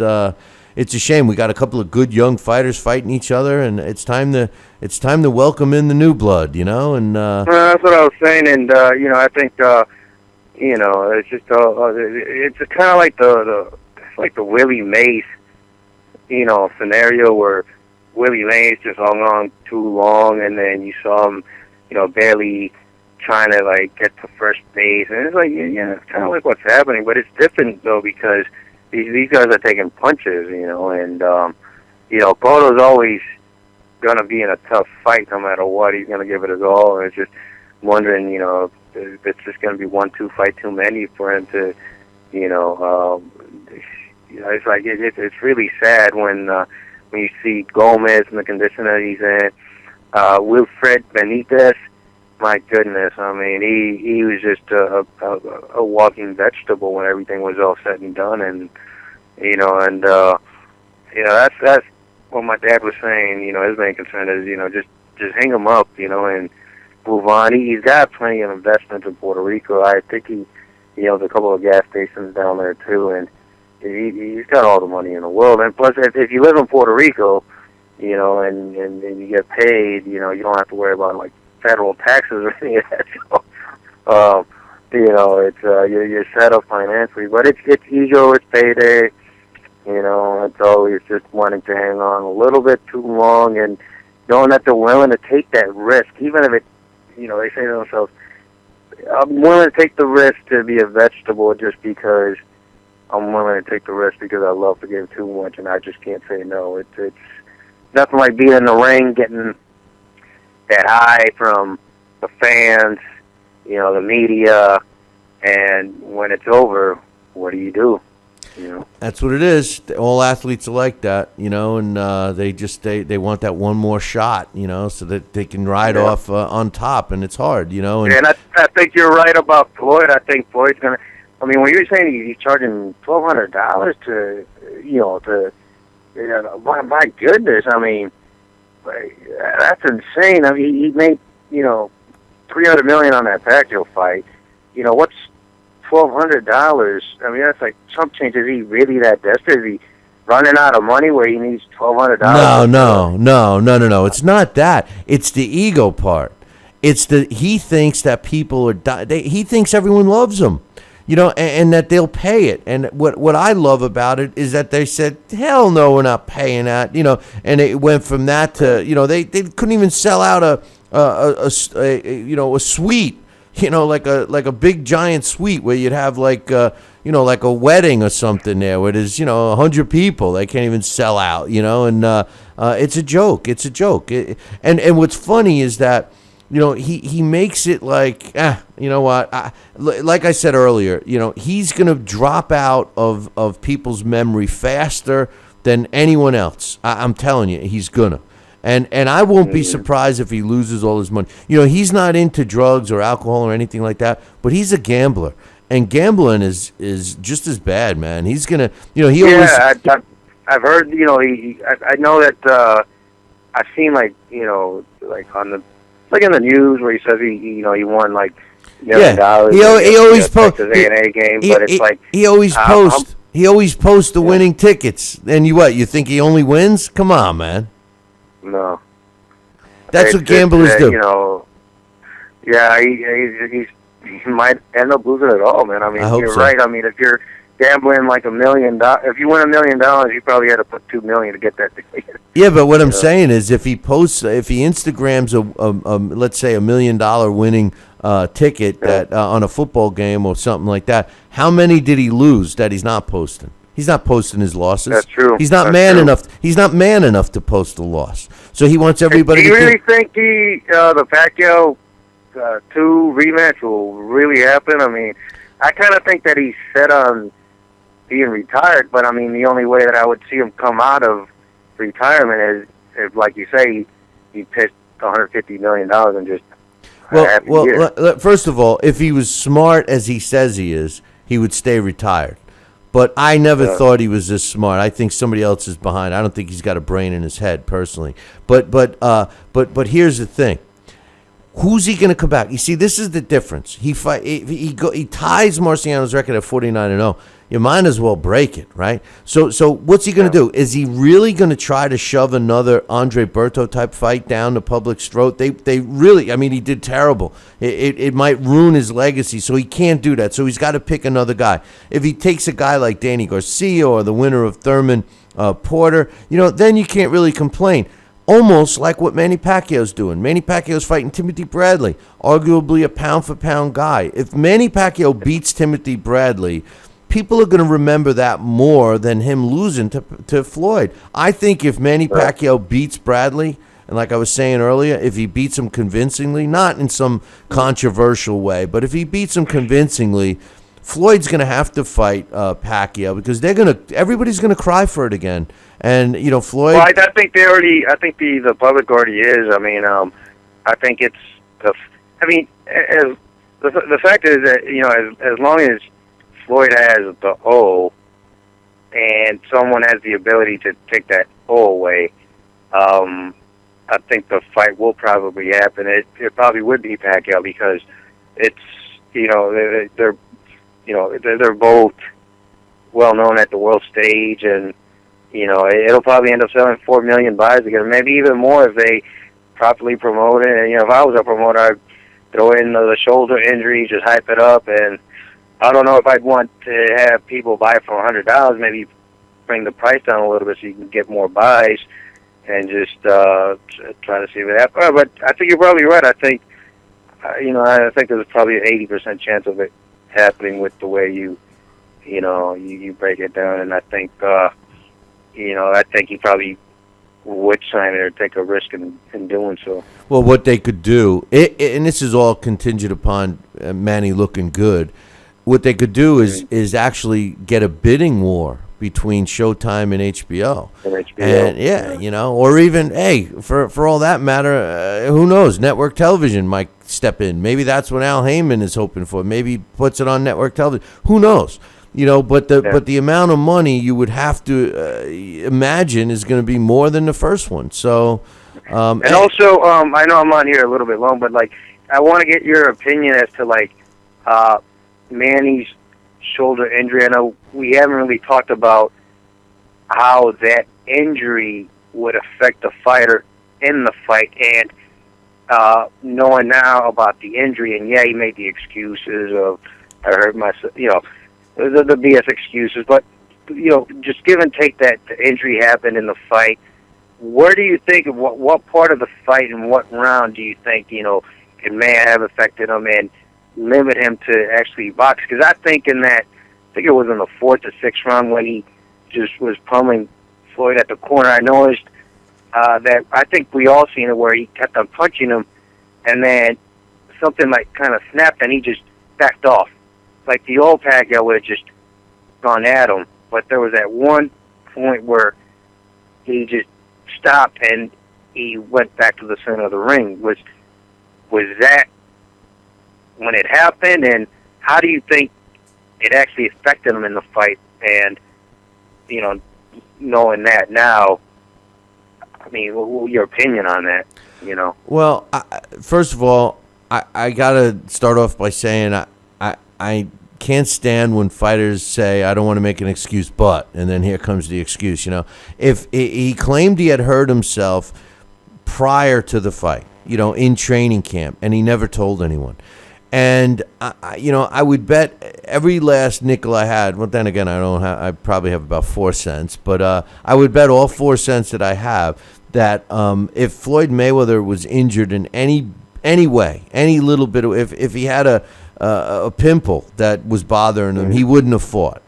So well, he did that with the Marquez fight. When he came back, he postponed the Marquez fight. Remember? No, when he fought Marquez on his comeback, he had an injury in during sparring, and they had to delay the fight. Well, so he's already proven that he did it, and he would have done it if he would have fought back. But the point is that if it's the most important fight of your career, the latest fight of the century, if you will, you got to be 100%. So I kind of blame Pacquiao for that, and I was disappointed that he used it as an excuse. And Tommy Hearns, when Tommy Hearns fought Marvin Hagler in the greatest 3 rounds of boxing I ever witnessed live. Tommy Hearns broke his hand on Marvin Hagler's head. And, it was the first time that I ever saw Marvin Hagler, stunned. I thought he was going down, and he didn't. And do you know that it was years later before Tommy Hearns ever divulged that he broke his hand? He never once complained about it, And Marvin Hagler got the credit where credit was due. The same thing should have happened. Whether people liked the result or not, Floyd Mayweather should have got the credit where credit was due. Instead, Manny uses the excuse. Then, after they think about it for a little while, Manny thinks he won the fight. You know what I mean? And nothing for nothing. As much as I was rooting for Manny Pacquiao to win the fight, Floyd beat him that night, beat him decisively, and the bottom line is Floyd gets the credit for beating Manny. End of story. So. Well, 100% Manny. How do you think? How different would that have been? I think more closer. Yes, it's yes. Still the same. I think if Manny's 100% and he was aggressive and was like kill or be killed attitude, I've always thought that I think he could stop Floyd, and I still think he can. So that's just my opinion. Floyd is a runner. Floyd runs. Floyd does not. He's not a ring general. I made a point about Triple G. Triple G, doesn't have the skill set that Floyd does in terms of, some of his hand speed and his movement and stuff like that. But Triple G is a ring general. Triple G controls the ring better than Floyd.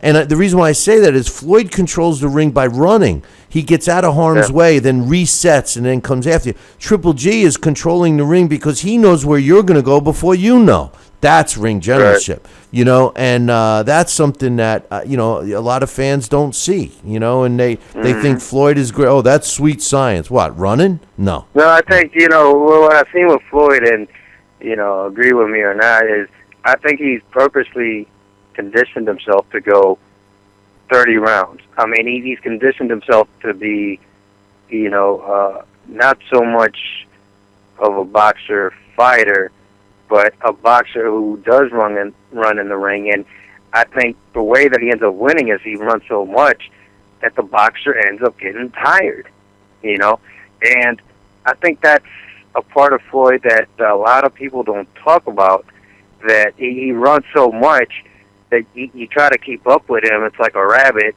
and you tire out, and that's when he takes advantage of you. Well, Floyd has to get credit for constantly being in good shape. Floyd is never really out of shape. When he gets when he gets ready for a fight, he's focusing on his game plan after the second week of training camp, where he might have to fine-tune himself a little bit, and then he's focusing 100% on his opponent. A lot of fighters get out of shape, and they have to take some of their training camp and focus on conditioning and stuff, where Floyd doesn't. So he definitely has the advantage there, and people do have to give him credit. As far as him never running out of energy, I don't know if he never runs out, but I think something else is going to turn up on Floyd about PED use someday and all of that, because a guy that's always pointing the finger at everybody else generally is a guy that's kind of guilty himself, So I'm glad you brought that point up. I think, I would highly suggest, if you can, try to get Victor Kant on and interview him about PEDs and boxing, and how he was interviewed by I think it was Joe Rogan, and he talked about how corrupt the PED testing is for the Olympics and just everything else. But basically, he was just basically saying that before a boxer signs a contract, he or she can cycle on and off on PEDs, and then even if they sign the fight and it's 2 months before the fight, they've cycled so much that goes into the ring because they've been able to build themselves up. And so, the only way you can actually get any sort of like actual proper testing, he was saying, is they do year-round testing, so that if you end up retiring, then you don't get tested. But as long as you're signed on as a boxer, they should constantly get tested. And I think baseball is a part of that, and I don't know football, but you're right. If you can find a way to beat the system, you beat it. And from my understanding, Floyd found a way to use some sort of IV to rehydrate and just recuperate his powers, and he was allowed to do so. And it's like, that just seems so shady to me, Yeah. Listen, he gets special treatment because of money. He pays stuff off. Listen, Victor Conte, he was the guy that was at the center of the big Balco thing. He was the guy that was the worst PED guy ever. Now all of a sudden he turned a new leaf and he's the good guy. Come on, man. He's anybody that hires him is hiring him because he's the guy that knows how to beat the system. So if anybody knows, he knows. Athletes always want the edge. And it's a shame, but cheaters are cheaters are cheaters. They're going to try to find a way, and it's unfair to the guys that don't cheat. And it's the same thing in baseball and football and everything else. I've heard people say, "Hey, let them do it." Let even the playing field. They want to do it. Let them. And now. It's a safety issue and everything else. It's just unfair when one side is doing it and the other isn't. That's when it becomes dangerous. So I don't know, man. I hope he doesn't turn out to be, somebody proves that he was on PEDs, because then again, he's got so much money, that he can, allegedly. I'm not trying to blame him or anything. Who knows? But when you have all that money, you can just get away with so much. We've seen it in politics. We've seen it just everywhere. It's just money talks, man. Hey, it's a shame, but it's true. And that's why I'm loving the fact that people aren't paying to get his autograph. Why should they? And actually, you know what? I should send you this. I actually got a picture with Floyd. Didn't pay him a single penny. I'll tell you, quickly, and then I'll get off. So back remember when he wrestled in WrestleMania against that Big Show? Yeah. He that's what he is. He's a WWE character. That's all he is. I guess that win counts for his 50-0. I guess now. Anyways, maybe. I was invited to WrestleMania because my next door neighbor, when I lived in Cincinnati, he was a wrestler for the WWE. Him and his cousin were a tag team duo, the Highlanders. They were they were, Scottish guys wearing kilts.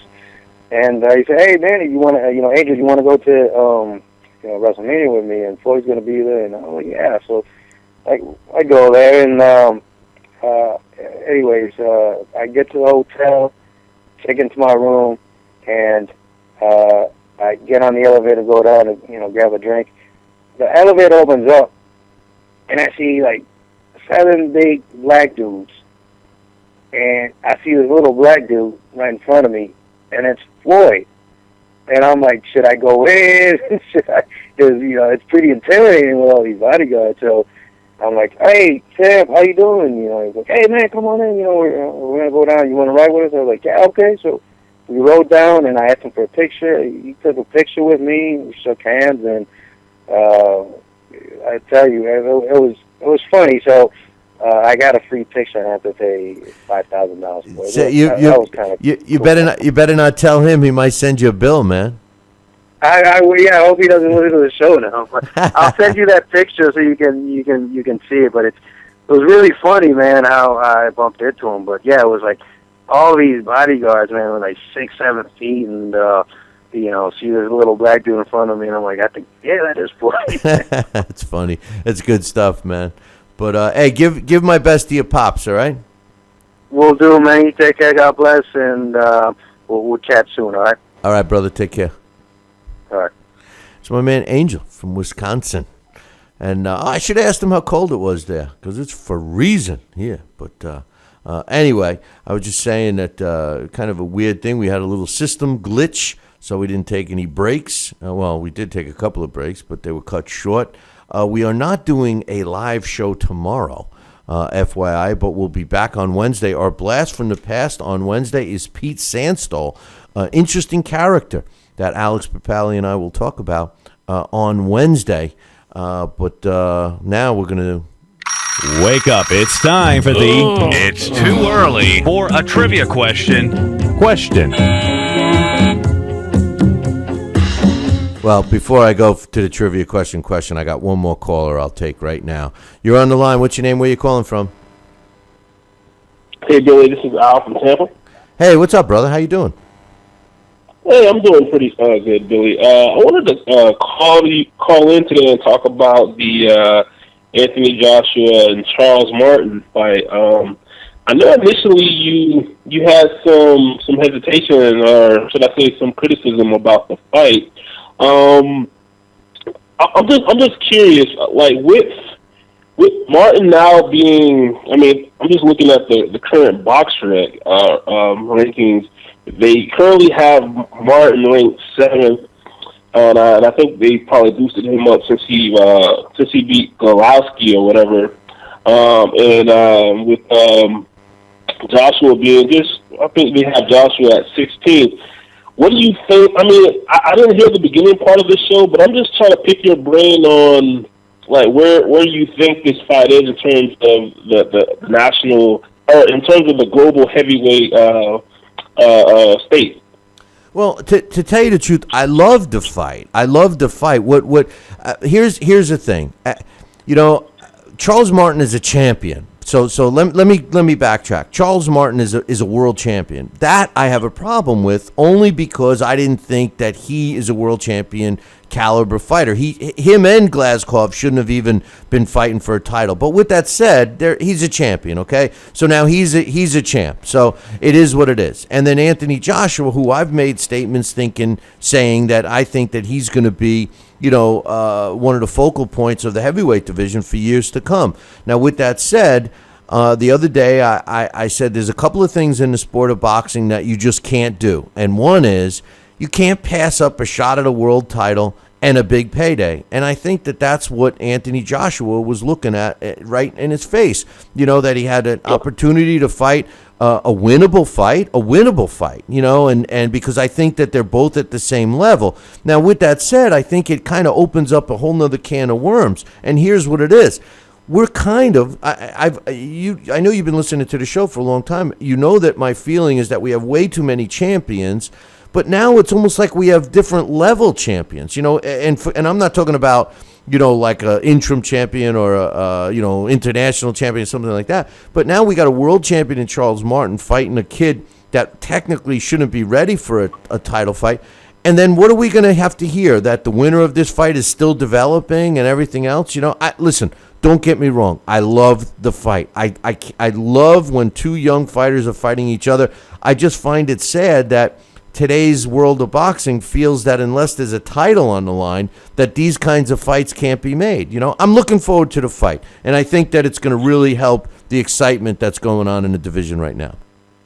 Yeah, just to piggyback on that, I must admit I take issue to two things that you said. One thing is the issue that Joshua is a kid. If I'm not mistaken, Joshua was the better amateur, and actually had more extensive amateur experience than Joshua. Than Martin. Joshua had an extensive amateur career, and obviously we know that he actually won the Olympic gold medal the year that he competed. So that's one issue that I do take there. And then my second issue is that obviously, yeah, I do agree with you that there are a lot of championships. There's like the major 4 or 5 or 6 sanctioning bodies. Then there's like sub-champion, champion America, blah, blah, blah, blah, blah.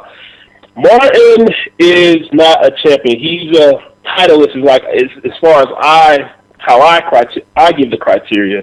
Where we all know Tyson Fury is the champion. He is the number 1 champion in the world by beating Klitschko and within the rankings.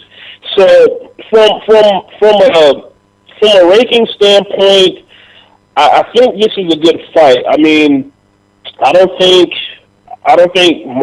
Joshua is too young. I mean, Martin don't really have. I mean, they have more or less similar number of fights. I mean, Martin has just a few more fights than Joshua, but I think they pretty much fought this very similar competition. I mean, the last fight when he fought the other guy, the Jamaican guy from the UK, Anthony Joshua. I think Anthony Joshua, when he fought Dylan White, I think there's a similar comparison with Glasgow in terms of the competition. Like, even though Martin kind of inked out a win over Glasgow on a weird technicality, Glasgow was essentially a better fighter than Dillian White. So, I mean, I'm just kind of looking at it from that standpoint. I mean, I know there's not a lot that I could take from the Martin Glasgow fight, but I mean, on paper, I think it's a terrific fight. I mean, and then when you look at the heavyweight division, there's, you know, it's on the uptick, but there's not a whole lot of competition there. And as it stands, Martin is within the top 10 in the heavyweight division. No, listen, I agree that it's a good fight. And when I say kid, I mean a pro, okay? Yes, Anthony Joshua won the gold in 2012. He's got 15 pro fights. And to be honest with you, I think of those 15 fights, if you really analyze those 15 fights versus Charles Martin's fights, I think Anthony Joshua actually has fought the tougher opposition, with the exception of Glasgow, which isn't that great anyway. It's just that Glasgow had fought tougher opposition. I love the fight. I think you're misreading me. My point is that it's sad that it's for a title. That's all. But at the end of the day, I'm happy about the fight. I give both of these guys credit. I think they're both in a win-win situation.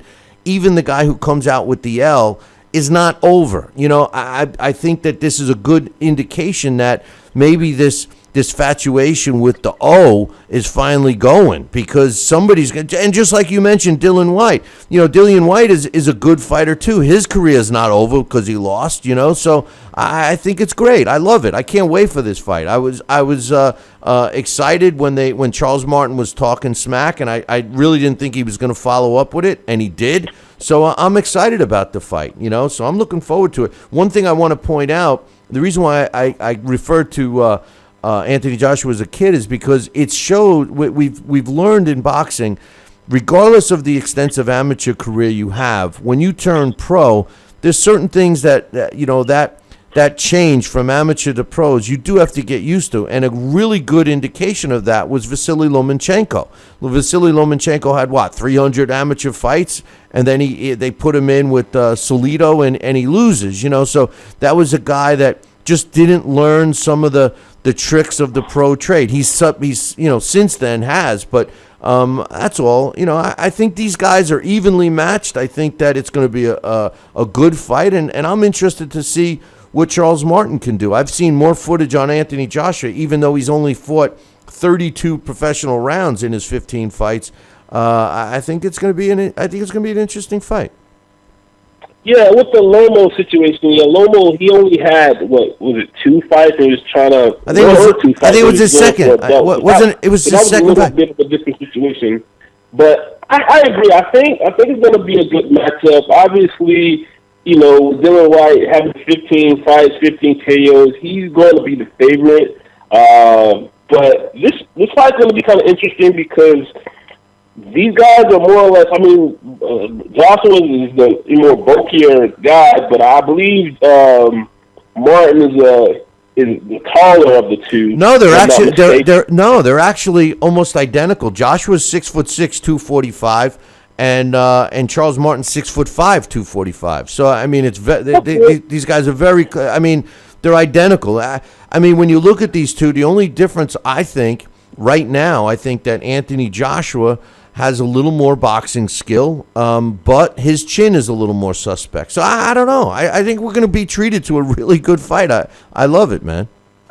Yeah, I agree. I think, and that's what I was saying before. Like Lomo, he that was only his second fight. Joshua, he has developed more of a pro style, I must admit. But my question is his endurance. At the heavyweight division, these days I don't think you need to have so much endurance now because in heavyweight division, as long as you have that punch, I don't think the endurance matters as much as the lower weight classes. But I don't know. It seems like it should be a terrific fight. I'm not going to put any money on it. I'll tell you that much. But cause I don't really trust either of these guys just yet. But I'm pretty sure the initial favorites are going to be on Joshua. So I don't know. We'll see how it turns out. They have the odds. They have the odds now. You're laying between $700 and $800 to win 100 for Anthony Joshua, and you put 100 on Charles Martin, you win 500. So he's a live underdog, man. It's worth throwing $100 on him. Yeah, so I may kind of play around with that just to kind of see how that goes. But I wanted to bring up 2 other points. What's with this fight? Is it being how's the promotion? Is it going to be PBC? Have they talked about that yet? Yeah, it's going to be a Eddie Hearn matchroom boxing over in England. This is going to take place in England. It's actually, a lot of people think it's the other way around, but Anthony Joshua's promoters promoting it, so they're paying Charles Martin. We are going to be able to see it here in the U.S. on Showtime. That we're probably going to get the live broadcast, 4 or 5 o'clock in the afternoon. Then they'll do a rebroadcast. But if you missed the show earlier, I predict, because you remember that same day, Pacquiao Bradley 3 is on. So I think that what's going to happen is that in the next couple of weeks, Showtime's going to announce a big fight, and they're going to put that on, and basically we're going to get to see the Joshua Martin fight and then a big fight, and they're going to try to take some pay-per-view buys away from Pacquiao Bradley. That's what I think. That's a very interesting business move. It's a very shrewd business move if that's exactly what they're doing. One last point. I don't know if I got your thoughts on the what Heyman is doing with Amir Khan, and now I guess with Amir fighting Canelo Alvarez and the guy, what's the other guy? The other middleweight guy, he's going to be fighting GGG. What's his name? Dominic Wade. Dominic Wade. Yeah. what's your? Yeah, I was just wondering, like, his guys are now jumping back on HBO. Like, I'm just kind of curious as to what you think is behind that move. Well, listen, man, he's got 300 fighters. And everybody thought that he was only going to be, putting his fighters against somebody else and not having his fighters fight each other, and they're going to be fighting on his networks and blah, blah, blah. But, when reality hits, there's only so many fighters. We don't have a large pool of available fighters. So he had to cross that line sooner or later. And I think what's happening now, because of the amount of losses that the PBC itself has taken, that Al is shifting into the second quarter of the game. He's saying, okay, I have a product, I have all these fighters, and we got to start making the best fights available, and that's what he's doing. And remember something. Al Heyman isn't writing checks. Everybody else is the guys that, the investment money and stuff. It's coming from other people's money.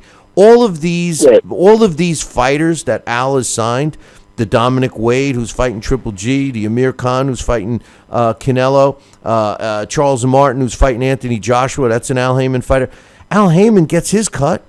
He's still getting money. Everybody always has this opinion that, he's the savior of boxing, which he very well may be as time goes on. But the truth of the matter is, the guy is a brilliant businessman. He's making money on all of this stuff. He's not losing any money. The PBC may be $480 million in the hole, but Al Heyman isn't. You know what I mean? So, listen, they had to play nice at some point, and you'll probably see it even more and more as time goes on. There's only so many fighters, my man. And if we had a huge pool of them, maybe it would be a different story. But they had to cross the bridge at some point. So I think that's what we're seeing now. No, definitely. But I look forward. I am looking forward to I'm just thinking. I'm looking forward to the Martin and Joshua fight. I don't know, man. I just feel like the UK fans. They're just so rabid. Like I think they have the best boxing crowd bar none. I mean, obviously boxing has been a big staple there, and since the Marcus Greenberry rules come out of England. But man, I love the English fans, like the whole UK. So I think just an event in and of itself, if they could promote it right, if Martin could bring the proper, if he could bring some personality out to kind of have some polarity there, I think it could be a terrific promotion. Oh yeah, I think it's going to do well. I think it's a type of fight that we're all going to love, and I wish that we got more of these. And you know what? We're turning the corner. There's a lot of great fights coming up this year, man, and I'm really into it. I think it's good, and I'm happy for it, and I hope that the train keeps rolling, All right, Billy, good stuff, man. Have a good day. All right, brother, call in sooner, man. I miss having you come on. Yeah, no problem. All right, man, take care. See, I love intelligent conversation with somebody that has a viewpoint, and I appreciate it. We just started the it's too early for a trivia question before I took my call there, and our trivia question is being brought to us by the Southern Gourmet Spice Company. If you're looking for a unique spice, check out Kenny Bear's Barbecue Rub. You can get a bottle by visiting our website, www.billycboxing.com, and clicking on the Southern Gourmet Spice banner, which is on the right-hand side. Today's It's Too Early for a Trivia question is being supplied to us by my man Henry Haska, and it's a tough one. Here's the question. Which international Hall of Famer lost to the most international Hall of Famers? Which international Hall of Famer lost to the most fellow international Hall of Famers? If you're the first one to email me the correct answer, Billy@TalkinBoxing, that's TalkinBoxing.com, you'll win a choice of some great prizes. Good luck to everyone on that one. This day in boxing history. And finally, this day in boxing history is being brought to us by my book. Tom Molyneux, From Bondage, The Baddest Man on the Planet, is available right now where all good books are sold. You can get a copy literally right now by visiting barnesandnoble.com or amazon.com. You can also get it on Kindle and Nook. What can I say? It's a great story, and it's more than just a boxing story. It's more than just a piece of boxing history. It's a piece of American history and it's a piece of Black American history. And what's a better time to buy this book than during Black History Month, which we're in right now. In case you don't know that, we are. So get yourself a copy right now. And if you're looking for a signed copy, don't be like Raheem. Visit our website, www.billycboxing.com, and click on the book club section, and you'll get a signed copy. You can't get it online, or you can get it if you see me at a fight, or I'll be up at the Hall of Fame this year selling them. So, but if you're looking to get a signed copy, do that. If not, just get yourself a copy. On this day, February 15th in 1969, Rene Barrientos wins a 15-round decision over Ruben Navarro to win the vacant WBC World Junior Lightweight title. It took place in the Philippines. On this day in 1985, Lester Ellis wins a 15-round decision over Juan Kill Yu to win the IBF World Lightweight title. It took place in Australia. On this day in 2003, Rafael Marquez, excuse me, knocks out, that came out of I just coughed up a piece of my lung. Rafael Marquez knocks out Tim Austin in the 8th round to win the IBF Bantamweight title. It took place in Vegas. On this day in 1986, Cesar Polanco wins a 15-round decision over Eli Pacquiao to win the IBF World Junior Bantamweight title, and that took place in Jakarta. On this day in 1991, Mu Choi Kisiam knocks out Sot Chikolata in the 6th round to win the WBC flyweight title, and that took place in Thailand. And on this day, February 15th, in 1978, Neon Leon Spinks wins a 15-round decision over Muhammad Ali to win the world heavyweight title, and that took place in Las Vegas on this day in 1978. Hey, man, that concludes our show for today. I just want to remind everybody that don't forget, we are doing no live show tomorrow, but for everybody that's a premium podcast subscriber, you will still get a show, and all of our radio stations will still get a show. So we'll be back live on Wednesday, and I'll leave you with this.